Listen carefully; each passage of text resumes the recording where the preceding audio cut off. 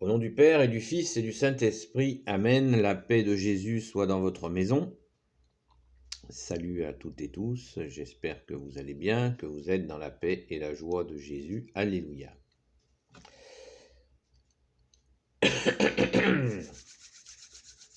Alors, je vais vous parler de la recette de la compote, de la complote.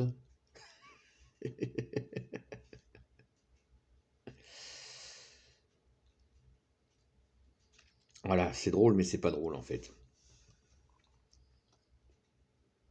Vous savez qu'on ne peut pas utiliser les mots, certains mots sur Internet. Et oui, nous ne sommes pas en démocratie, hein, vous êtes au courant? Voilà. On est obligé d'utiliser des mots différents. Voilà. Alors, on va revenir un petit peu à l'histoire. Qu'est-ce qui s'est passé?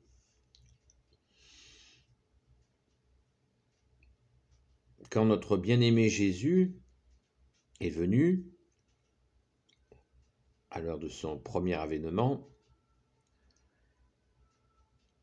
vous savez qu'il a été assassiné. Et cet assassinat n'a eu aucune prise sur lui, puisqu'il est ressuscité le troisième jour. Alléluia, merci Jésus. Maintenant, cet assassinat a bien eu lieu. Et cet assassinat n'a pas été spontané.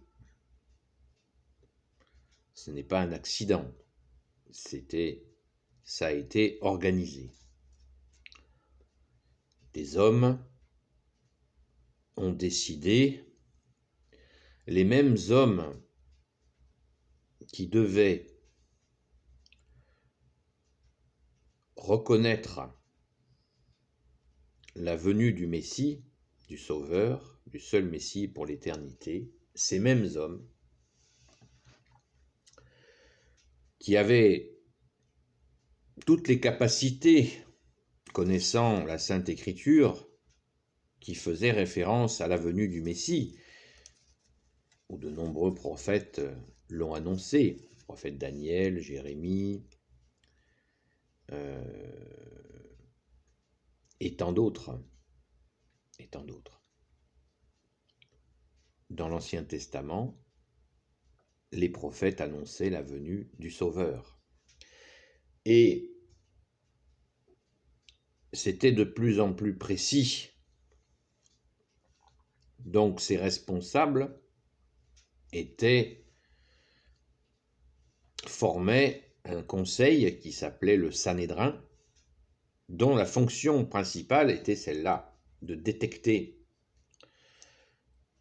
la venue du Sauveur. Eh bien, c'est ce même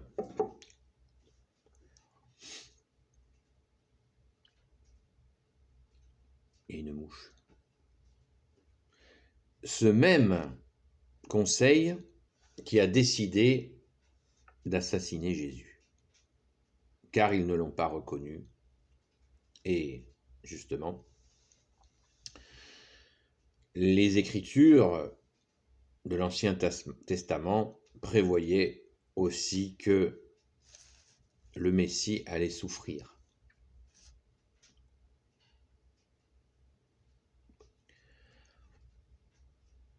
Ils ne l'ont pas reconnu, alors que c'était leur boulot, mais ça n'a pas suffi, il a fallu qu'ils décident de l'assassiner. Et donc il y a bien eu un conseil d'hommes qui ont décidé de tuer Jésus qui est Dieu.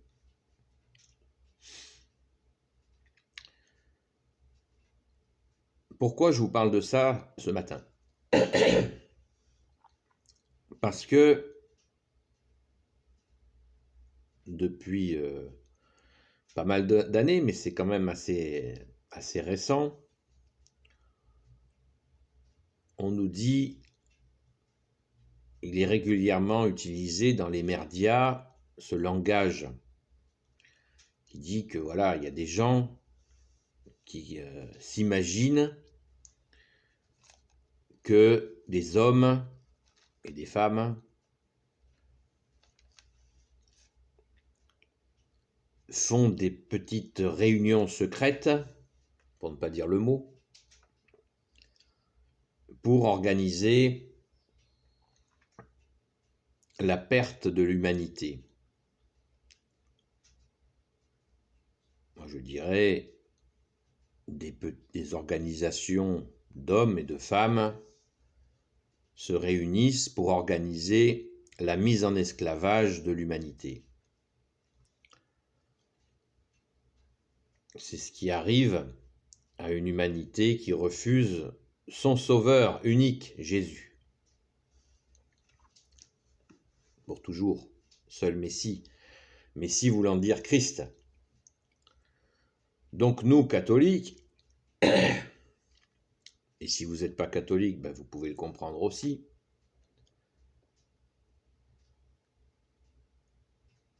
il y a bien eu une réunion, un conseil d'hommes qui ont décidé en secret d'assassiner Jésus.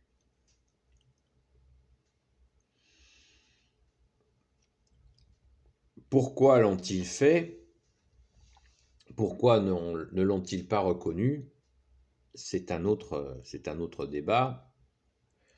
De nombreuses personnes l'expliquent très bien, bien mieux que moi, mais peut-être que j'y reviendrai. Mais l'important, enfin le sujet de ce matin, c'est de réfléchir sur cette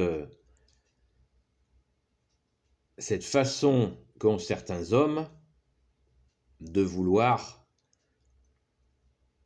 détruire la vie, mettre les autres en esclavage, quand c'est pas tout simplement les empoisonner, au propre comme au figuré. Donc je vous invite à cette vigilance quand vous entendez ce mot, largement utilisé par les merdias, qui fonctionne par le système de l'inversion accusatoire. C'est-à-dire que celui qui est pris en flagrant délit de vol va vous accuser d'avoir fait telle chose. Et pendant que vous êtes occupé à vous justifier que vous n'avez rien fait de mal, eh bien, le voleur s'en tire. Et bien là, c'est plus grave encore. Ces conseils d'hommes mauvais au service des ténèbres, ce sont des fils des ténèbres. Ils veulent nous accuser pour cacher leurs mauvaises actions.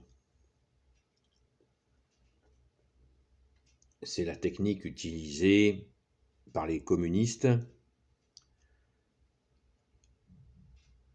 qui accusaient les méchants capitalistes, et pendant ce temps, ils assassinaient, mettaient au goulag des millions de gens. Mais c'était le grand méchant capital qui était le fautif. Vous voyez, le système d'inversion accusatoire. Alors vous allez me dire, quel rapport tout ça a avec notre foi catholique? Eh bien, le rapport est très clair. C'est que les fils des ténèbres complotent, et ils complotent contre qui, à votre avis? Waouh, j'ai dit le mot. Ils continuent à comploter contre Jésus et contre tous les catholiques. Car nous avons, par la grâce de Jésus, la liberté des enfants de Dieu. Et c'est inacceptable pour eux. C'est absolument inacceptable.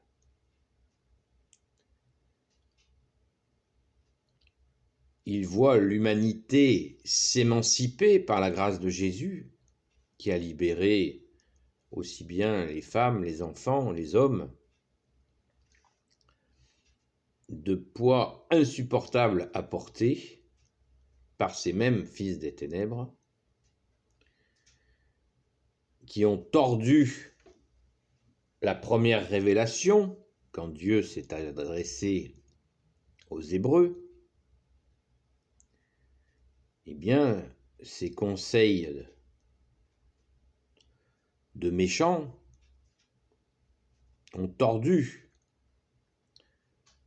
la première révélation, et Jésus leur a dit.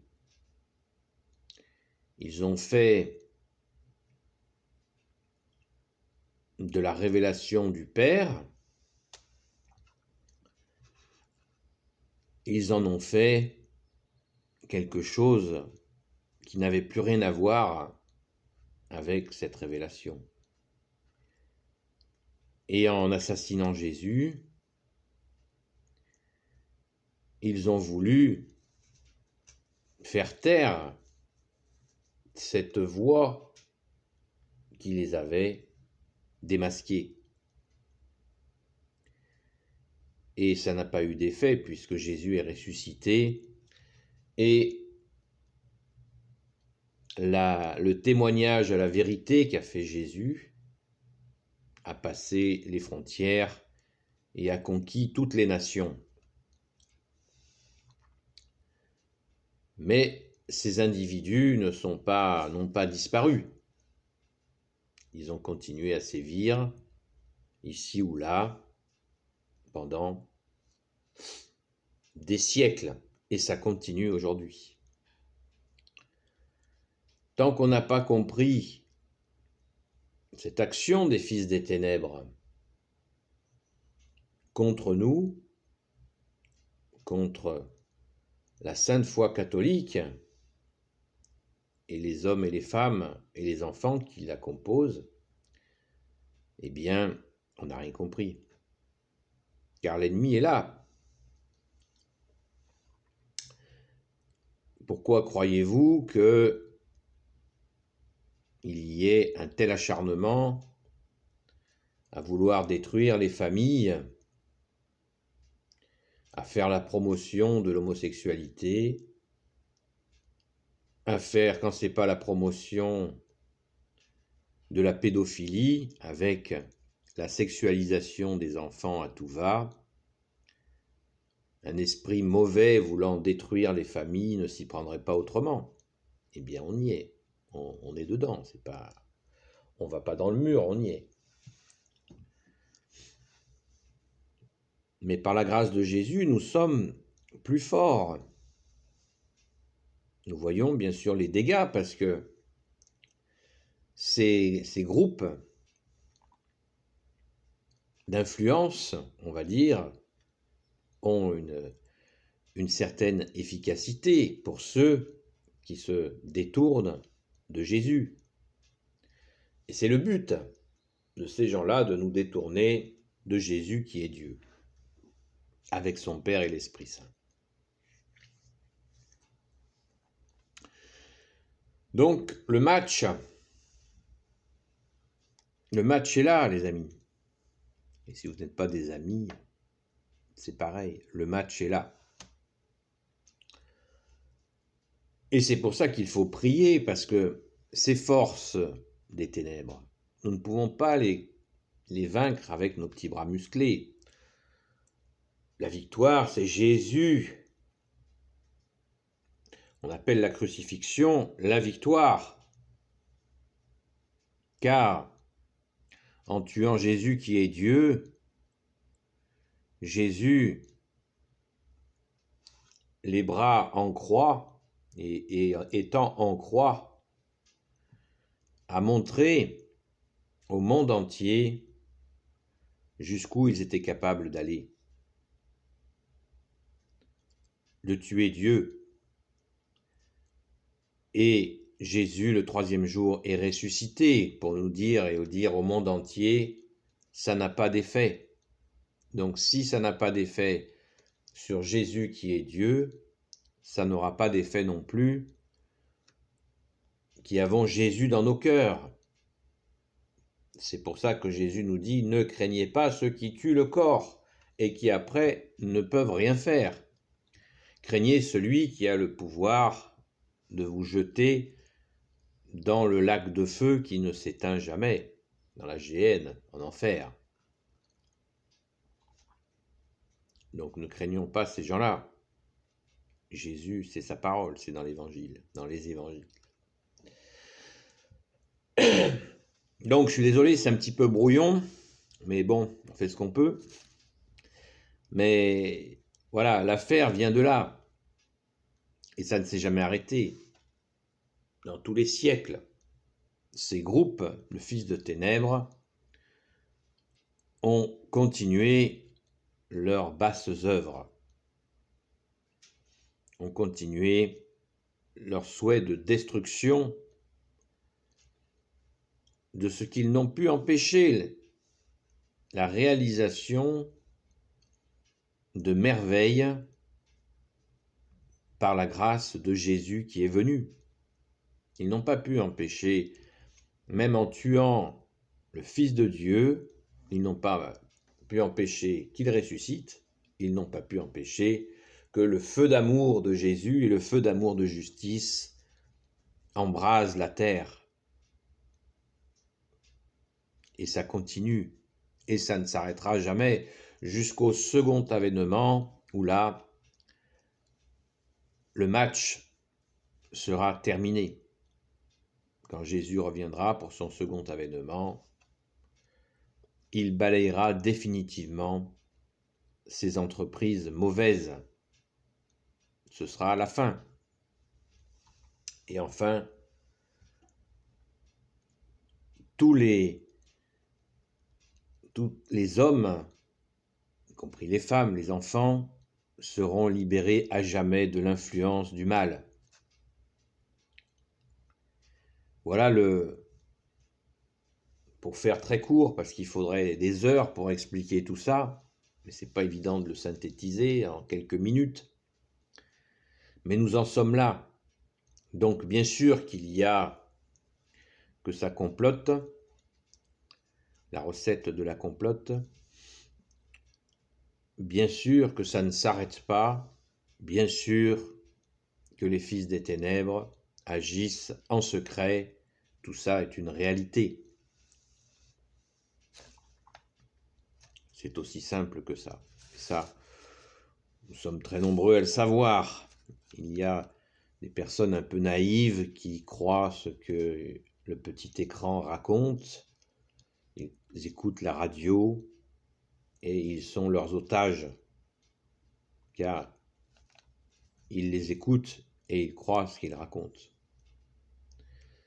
Donc nous devons croire en Jésus, être certain qu'il va nous sortir de là, encore faut-il le supplier et lui demander le jour, la nuit, de nous libérer de cette influence des ténèbres sur nos personnes, nos familles, les nations et donc la terre entière. Bien sûr qu'il faut supplier Jésus de nous libérer, car ces influences démoniaques, on le voit tous les jours, sont vraiment mortifères, hein.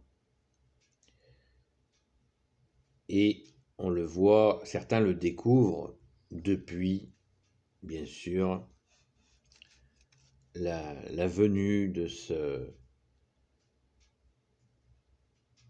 virus très médiatique, extrêmement médiatique. Sans parler de la peur climatique. Donc là, on voit, vous savez, un étau, ça a deux mâchoires, hein. Vous savez, un étau pour serrer des pièces, ça a deux mâchoires pour pouvoir serrer. Alors, vous prenez une mâchoire avec un virus médiatique et une mâchoire avec la peur climatique. Et puis, les médias y serrent. Et nous, on est au milieu. Voilà, donc Jésus nous libère de cet étau. Merci Jésus. Et supplions Jésus de nous libérer encore et encore et libérer nos frères et sœurs de cet étau dans lequel l'espace médiatique veut nous mettre. C'est aussi simple que ça. Ils ont inventé ça pour nous pourrir la vie, mais notre vie est en Jésus le Christ Jésus, comme dit saint Paul. Donc, qui pourrions-nous craindre?